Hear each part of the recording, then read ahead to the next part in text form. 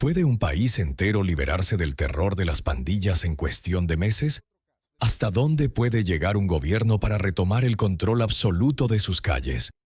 ¿Y qué precio se paga por una victoria tan brutal y acelerada? En El Salvador, Nayib Bukele lanzó la operación más implacable jamás vista contra el crimen organizado en América Latina. Más de 61.000 personas fueron arrestadas bajo un régimen de excepción que no deja espacio para la duda. Era una guerra frontal, total, contra las maras que por décadas sembraron el miedo. Los números son impactantes. Las imágenes, aún más. Jóvenes esposados, tatuajes de pandillas expuestos, filas interminables de detenidos trasladados a una prisión gigantesca, diseñada específicamente para contener a los considerados enemigos de la sociedad. Pero detrás de las cifras récord y de los aplausos masivos también surgen voces de alarma. ¿Se respetaron los derechos humanos? ¿Hubo garantías legales? ¿O simplemente fue una demostración cruda de poder que el mundo entero no puede ignorar? Hoy vamos a desmenuzar cada fase de esta cacería histórica. ¿Cómo se ejecutó? ¿Qué tácticas militares se utilizaron? ¿Cuáles son las consecuencias visibles y también las que se esconden bajo la superficie? Y sobre todo, vamos a reflexionar sobre qué significa todo esto para el futuro de El Salvador. Y quizás también para el resto del continente. Prepárate para conocer la cacería más salvaje de Bukele, en todo su impacto, su crudeza y sus dilemas. Para entender la magnitud de la operación de Bukele, primero debemos entender el infierno en el que vivía El Salvador. Durante décadas, el país centroamericano fue consumido por la violencia despiadada de las pandillas. Organizaciones criminales como la Mara Salvatrucha, MS-13 y Barrio 18 convirtieron barrios enteros en auténticas zonas de guerra. El Salvador llegó a ser, en varias ocasiones, el país más violento del mundo en tiempos de paz, registrando tasas de homicidios superiores a 100 asesinatos por cada 100.000 habitantes. No era raro que los niños crecieran sabiendo que sus caminos solo tenían dos salidas: unirse a una pandilla o vivir bajo el miedo constante. Comerciantes eran extorsionados brutalmente. Transportistas debían pagar renta para poder circular por las calles. Y en muchas zonas la ley real era la que dictaban los líderes de las maras, no el Estado ni la policía. Los intentos por controlar esta violencia fueron múltiples y fracasados. Gobiernos anteriores ensayaron treguas secretas, pactos oscuros y programas de rehabilitación social. Nada de eso funcionó de manera sostenible. Lejos de debilitarse, las pandillas evolucionaron, perfeccionaron sus métodos de terror, diversificaron sus fuentes de ingreso y se infiltraron en el aparato estatal, la policía y el sistema judicial. La corrupción política era un lubricante invisible que permitía que el cáncer se expandiera cada vez más. En 2015, El Salvador tocó fondo. Más de 6.600 homicidios en un solo año. Cifras equivalentes a las de un país en guerra abierta. Las escenas de cadáveres abandonados en calles desiertas, enfrentamientos armados a plena luz del día y comunidades atrapadas entre el fuego cruzado se convirtieron en parte del paisaje cotidiano. La desesperanza era palpable. Muchas familias optaron por emigrar masivamente, buscando refugio en Estados Unidos, Canadá o incluso Europa. Mientras tanto, quienes se quedaban aprendían a sobrevivir bajo códigos de silencio. No ver, no oír, no hablar. En este clima de terror, Nayib Bukele emergió como una figura disruptiva. Ascendió al poder en 2019 con una promesa clara: acabar con el control de las pandillas, recuperar la seguridad nacional y devolverle la dignidad a su pueblo. Su ascenso no fue casualidad, sino la expresión de una población harta de promesas vacías y desesperada por una solución real. Pero Bukele entendió algo que otros políticos ignoraron. No podía tratar a las pandillas como simples delincuentes. Tenía que tratarlas como un enemigo en guerra. Más del 70% de la población apoyaba medidas excepcionales contra las maras, incluso si eso implicaba sacrificar ciertas libertades fundamentales. La urgencia, el hartazgo social y el colapso institucional abrían la puerta a decisiones extremas que en tiempos normales serían inaceptables. Bukele, carismático y pragmático, supo leer esa necesidad histórica. No iba a negociar, no iba a pactar. Su plan era mucho más ambicioso: eliminar de raíz el poder de las maras y recuperar el control total del Estado. Así empezó a gestarse una operación que pasaría a la historia, una ofensiva brutal, masiva y simbólica, diseñada no solo para capturar criminales, sino también para enviar un mensaje claro al país y al mundo. El Salvador ya no sería un territorio controlado por el miedo. Pero, ¿cómo logró convertir esta promesa en una acción concreta? ¿De qué manera convenció al ejército, a la policía y a toda una nación de embarcarse en la mayor operación de seguridad en la historia contemporánea de América Latina? Eso lo descubriremos en la próxima sección. Nayib Bukele sabía que para erradicar el problema de las pandillas no bastaba con discursos duros ni promesas de campaña. El desafío era de tal magnitud que requería medidas extraordinarias. Su primer paso fue preparar el terreno político y social para la acción. Durante sus primeros años de gobierno, Bukele consolidó un poder inédito. Ganó apoyo popular a niveles históricos, controló la Asamblea Legislativa mediante elecciones arrasadoras y renovó el sistema judicial, eliminando obstáculos legales que hubieran impedido sus reformas más radicales. Todo estaba encaminado hacia un único objetivo: la implementación de un estado de excepción que le diera carta blanca para actuar. La chispa que encendió la operación fue brutal. A finales de marzo de 2022, El Salvador vivió un fin de semana sangriento, más de 80 asesinatos en apenas 3 días. Para muchos analistas, este fue el punto de no retorno. Bukele no tardó en reaccionar. Convocó al Congreso de mayoría oficialista y declaró el estado de excepción. El estado de excepción implicaba la suspensión de derechos fundamentales, detenciones sin orden judicial, restricción del derecho a la defensa inmediata, permiso para intervenir comunicaciones privadas sin autorización judicial previa. En otras palabras, la prioridad absoluta era capturar pandilleros y desmantelar sus redes, cueste lo que cueste. La noticia recorrió el mundo. Organismos de derechos humanos expresaron preocupación inmediata. Pero dentro de El Salvador, la historia era distinta. La inmensa mayoría de la población respaldó la medida. Para ellos no era solo una respuesta legal, era una venganza social contra años de terror. Bukele no se detuvo. Ordenó despliegues masivos del ejército y la policía en las zonas más peligrosas del país. Las calles, antes dominadas por las maras, comenzaron a ser patrulladas por hombres armados con rifles de asalto, usando tácticas propias de una ocupación militar. Paralelamente, el gobierno lanzó una ofensiva mediática sin precedentes. Las imágenes de pandilleros tatuados, esposados y humillados recorrieron el mundo. Bukele utilizó sus redes sociales como un arma más de esta guerra, enviando un mensaje claro: aquí mandamos nosotros. La construcción de la megacárcel, el centro de confinamiento del terrorismo, fue anunciada poco después, como símbolo de la nueva era. Una prisión diseñada para encerrar de forma definitiva a los capturados, bajo condiciones extremas de seguridad. Todo formaba parte de un plan milimétricamente calculado. Control total del aparato del Estado, respaldo popular incondicional, suspensión temporal de libertades y una maquinaria mediática que reforzaba cada movimiento como un acto de justicia histórica. La decisión de Bukele no fue improvisada ni impulsiva. Fue el resultado de años de preparación, de un entendimiento claro de las necesidades del pueblo salvadoreño y de una apuesta audaz: arriesgar la imagen internacional a cambio de devolverle el control al país. Pero como toda operación de esta magnitud, las consecuencias iban a ser profundas, inmediatas y también imprevisibles. ¿Cómo se desarrolló en la práctica esta cacería masiva? ¿Funcionaron las tácticas? ¿Y qué impacto real tuvieron en la vida diaria de millones de salvadoreños?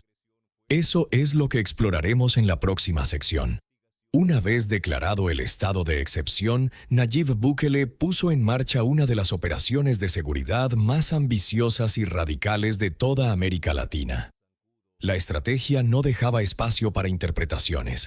Cero tolerancia, captura inmediata y control territorial absoluto. Miles de soldados y policías fueron desplegados simultáneamente en todo el país. Se establecieron cordones de seguridad en barrios enteros, considerados zonas rojas, donde las maras históricamente habían ejercido su dominio. El objetivo era simple y brutal: arrinconar a los pandilleros como si fueran presas en una cacería, sin dejar rutas de escape. Los soldados tomaban el control de los accesos principales, bloqueaban calles, inspeccionaban vehículos, cateaban casas sin necesidad de orden judicial. En cuestión de horas, comunidades enteras pasaban a estar bajo vigilancia militar. Si una persona presentaba tatuajes sospechosos, antecedentes o simplemente un perfil que despertara sospechas, era arrestada en el acto. Las redadas eran masivas y coordinadas. Equipos especiales ingresaban simultáneamente a múltiples viviendas, buscando capturar cabecillas, reclutar información y desmantelar células enteras en tiempo récord. Cualquier indicio, por pequeño que fuera, como una foto en un celular, una conversación interceptada o una marca en la piel, bastaba para justificar una detención. El gobierno implementó además una política de recompensas. A través de canales anónimos se ofrecían beneficios a quienes informaran sobre la ubicación de miembros de pandillas. Esto generó un efecto dominó. Antiguos simpatizantes de las maras comenzaron a delatarse entre ellos para salvarse. Uno de los episodios más impactantes fue la Operación Cuscatlán, donde más de 2.000 efectivos sitiaron completamente varias colonias del oriente salvadoreño, extrayendo a decenas de pandilleros de sus escondites como si fueran presas en una emboscada. El mensaje era claro: no habría lugar seguro, no habría negociación, no habría tregua. En paralelo a las detenciones, Bukele sabía que debía resolver un problema logístico enorme: ¿dónde meter a decenas de miles de detenidos? La respuesta fue monumental. Se construyó en tiempo récord el Centro de Confinamiento del Terrorismo, CECOT, una prisión de máxima seguridad ubicada en una zona aislada. Este complejo carcelario fue diseñado con parámetros extremos: capacidad para 40.000 internos, celdas sin ventanas ni camas, raciones mínimas de comida, aislamiento total del exterior. Las imágenes del CECOT dieron la vuelta al mundo. Filas interminables de prisioneros rapados, vestidos con uniformes blancos, agachados, esposados y trasladados en masa bajo estricta vigilancia militar. La intención no era solo encerrar, era humillar y exhibir. Bukele no ocultaba su objetivo. Cada video publicado era una pieza más de una campaña de comunicación destinada a reforzar su narrativa. Los criminales habían perdido. El Estado había ganado. Pero la cacería no se limitó a las calles. También llegó a las cárceles mismas. Dentro de las prisiones, el gobierno desmanteló los privilegios históricos que los líderes de las maras habían construido durante décadas. Celdas VIP destruidas. Bloqueo total de comunicaciones, separación forzosa de líderes para evitar la reorganización interna. La presión era tan asfixiante que muchos pandilleros comenzaron a entregarse voluntariamente, sabiendo que fuera de prisión su destino era aún peor: ser cazados por las fuerzas del orden o por bandas rivales debilitadas. El impacto fue inmediato. En cuestión de meses, los índices de homicidios se desplomaron. Barrios antes considerados ingobernables recuperaron una paz inédita. Comerciantes volvieron a abrir negocios. Familias empezaron a salir a las calles sin mirar por encima del hombro. Sin embargo, la velocidad y brutalidad de las detenciones también generaron daños colaterales. Organizaciones locales denunciaron arrestos arbitrarios, errores de identificación y casos de personas inocentes atrapadas en la maquinaria represiva. Bukele, lejos de retroceder, redobló su postura. Si cometemos errores, se corrigen después, pero no vamos a detenernos. La operación era tan masiva que, inevitablemente, errores humanos ocurrieron. Pero para una mayoría de salvadoreños, la nueva realidad, con todo y sus excesos, era preferible al caos anterior. En los barrios donde antes las balaceras eran parte de la vida diaria, ahora se escuchaba un silencio que, aunque inquietante, sabía a libertad. Bukele había logrado algo que parecía imposible: quebrar el control de las maras en cuestión de meses, usando métodos impensables para cualquier gobierno tradicional. La pregunta ahora era: ¿a qué costo? En la siguiente sección veremos el impacto social y político de esta cacería salvaje.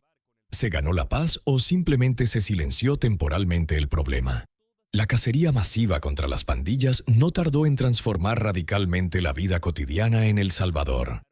En los barrios que durante décadas fueron territorio prohibido para el ciudadano común, ahora se vive una calma casi surrealista. Las calles donde antes dominaban el miedo y los disparos, hoy ven niños jugando, tiendas abiertas hasta la noche y familias que se atreven a organizar pequeñas celebraciones públicas. Para muchos salvadoreños, la sensación de libertad es real y tangible. Ya no deben pagar extorsiones para mantener sus negocios abiertos. Ya no temen caminar de noche por su propio vecindario. Ya no tienen que enseñar a sus hijos códigos de supervivencia para evitar ser reclutados a la fuerza. Esta recuperación del espacio público ha tenido efectos inmediatos en la economía local. Pequeños negocios volvieron a florecer. El turismo interno, casi inexistente durante años, empezó a mostrar signos de recuperación. Y quizá lo más importante, la esperanza, esa que parecía extinta, regresó tímidamente a los corazones de millones de personas. Los niveles de aprobación hacia Bukele alcanzaron cifras históricas. Según encuestas independientes, más del 90% de la población respalda su política de mano dura. Para muchos, Bukele no es simplemente un presidente, es un liberador. Un líder que hizo lo que nadie se atrevió a hacer. Frases como "ahora sí podemos vivir" o "por fin somos dueños de nuestro país" se repiten en las calles, en mercados, en redes sociales. Sin embargo, no todos miran esta transformación con ojos optimistas. Para sectores defensores de derechos humanos, la ofensiva tiene un rostro oscuro.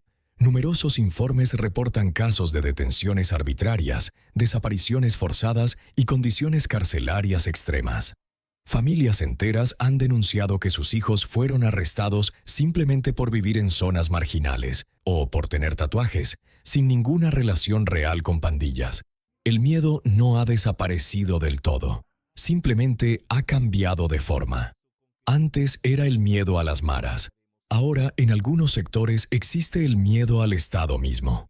Para ciertas comunidades, la presencia masiva de soldados y la ausencia de garantías jurídicas crean un clima de incertidumbre. ¿Quién define quién es culpable? ¿Cuántos inocentes han pagado el precio de esta operación? Estas preguntas circulan, aunque de manera silenciosa. La presión social para no criticar el régimen es alta. El ambiente político ha cambiado.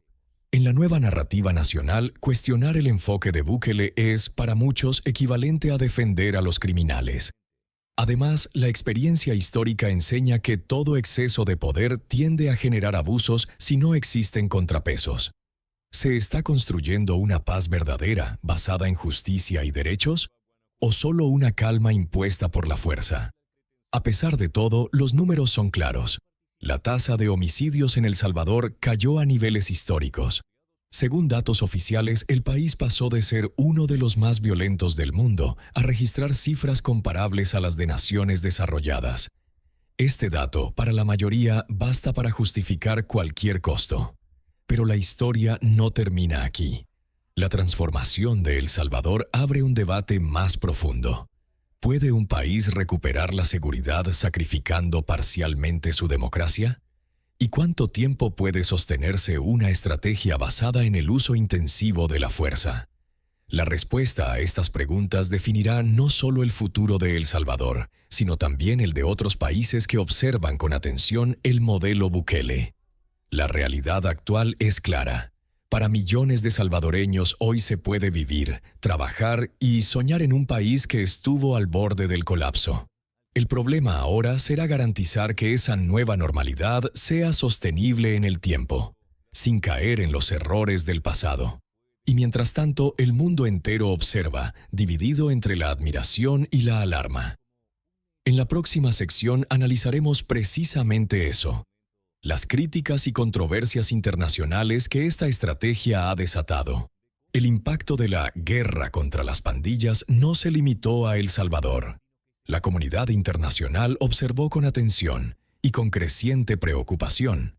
Poco después del inicio del estado de excepción, organismos de derechos humanos como Human Rights Watch, Amnistía Internacional y la Oficina de la ONU para los Derechos Humanos comenzaron a lanzar fuertes críticas contra el gobierno de Nayib Bukele. El núcleo de sus denuncias era claro: violaciones sistemáticas de derechos humanos, arrestos arbitrarios sin evidencia suficiente, torturas y abusos dentro de las prisiones, restricción severa de las libertades civiles básicas. Para estos organismos, el éxito de Bukele en reducir los índices de criminalidad no podía justificar el costo en términos de erosión democrática y de derechos fundamentales. Advirtieron que se estaba consolidando un modelo autoritario, donde el Estado no solo combatía al crimen, sino también a cualquier forma de disidencia. Gobiernos extranjeros, especialmente en Europa y América del Norte, también expresaron su inquietud. Estados Unidos, que tradicionalmente ha tenido una relación estratégica con El Salvador, mostró señales ambiguas. Reconoció los avances en seguridad, pero reiteró su preocupación por la concentración de poder en manos de Bukele y las denuncias de abusos.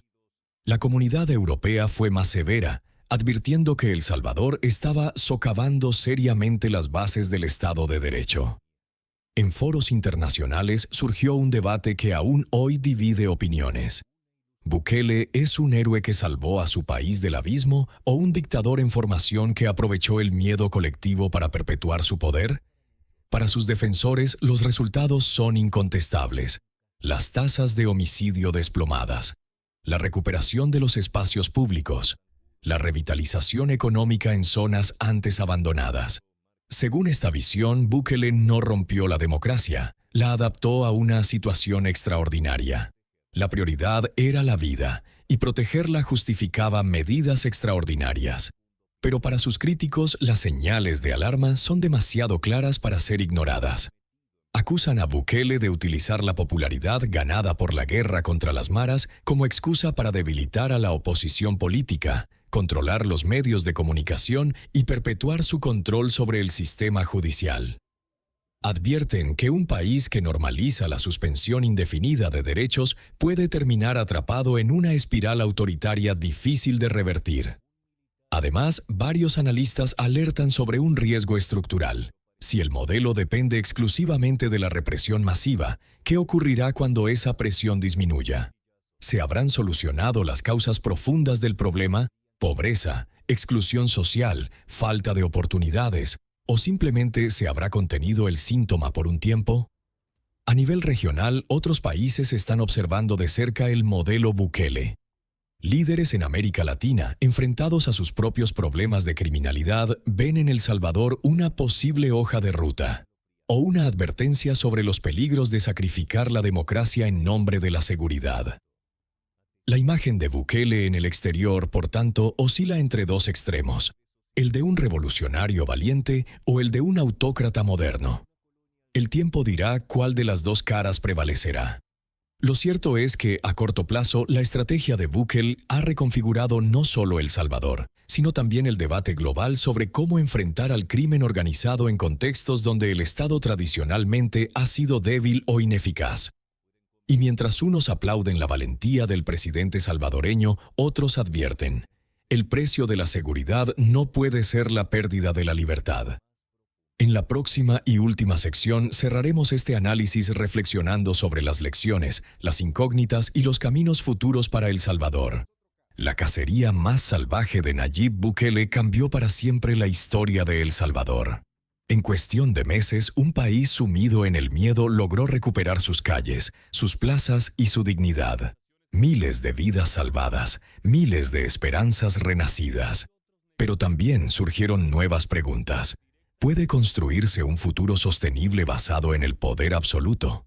¿O la paz lograda a la fuerza es solo una tregua temporal antes de un nuevo conflicto? Bukele desafió las reglas del juego, ignoró las críticas, apostó todo a un modelo radical y, por ahora, los números están de su lado. El Salvador es hoy, para muchos, un ejemplo de lo que se puede lograr cuando el Estado actúa sin titubeos. Pero la historia aún no ha terminado. El verdadero juicio no se escribirá en las cifras de hoy, sino en las libertades y derechos que sobrevivan el día de mañana. ¿Será este el nacimiento de una nueva era para El Salvador o el inicio de una larga sombra? Si te gustó este análisis y quieres seguir descubriendo más historias poderosas que impactan nuestro mundo, suscríbete al canal, activa la campanita y deja tu like. Nos vemos en el próximo video.